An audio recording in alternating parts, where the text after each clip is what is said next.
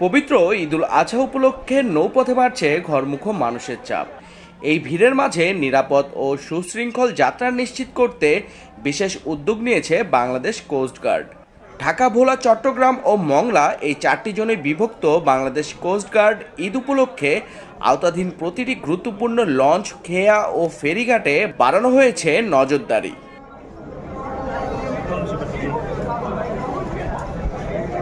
সামগ্রিক নিরাপত্তা নিশ্চিত করতে চলছে দিনরাত বিশেষ টহল।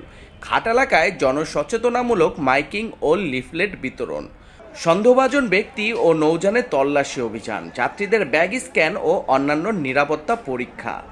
বুড়িগঙ্গা নদী, নারায়ণগঞ্জের শীতলক্ষা নদী, মুন্সিগঞ্জের গজারিয়া ও বরিশালের মেঘনা নদী সহ ঢাকা, চাঁদপুর, বরিশাল, পটুয়াখালী, ভোলা নৌপথে চলাচলকারী যাত্রীবাহী জাহাজসমূহের সার্বিক নিরাপত্তা নিশ্চিত করছে কোস্টগার্ড।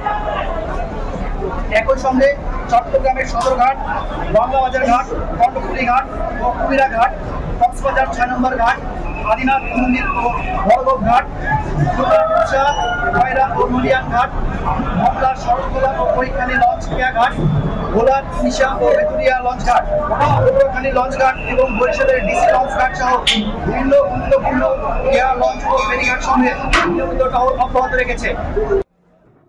যে কোনো অপ্রীতিকর ঘটনা বা নাশকতা প্রতিরোধে কোস্টগার্ড সদস্যরা 24 ঘন্টা সজাগ দায়িত্ব পালন করছেন। এখন দুই পাশে স্টিল হয়ে দাঁড়ায় যাত্রীরা যাবে। হ্যাঁ, যাত্রীগুলো যাওয়ার জায়গা করে দেন, একটু জায়গা করে দেন ভাই, যাওয়ার জায়গা করে দেন। ঈদের পরবর্তী সময়েও চলবে এই নজরদারি। নৌপথে যাত্রীদের নিরাপদ যাত্রা নিশ্চিত করতে বাংলাদেশ কোস্টগার্ডের এই নিয়মিত তৎপরতা ঘরমুখো মানুষের ঈদযাত্রাকে করছে আরও নির্ভরযোগ্য ও নিরাপদ।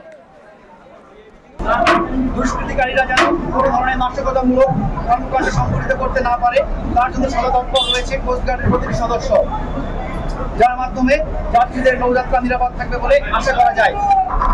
কোস্টগার্ডের এই কার্যক্রম দিনরাত 24 ঘন্টা অব্যাহত আছে এবং ঈদ আজহা পরবর্তী যাত্রী সাধারণের নৌযাত্রা নিরাপদ রাখতে উক্ত কার্যক্রম চলমান থাকবে। ধন্যবাদ।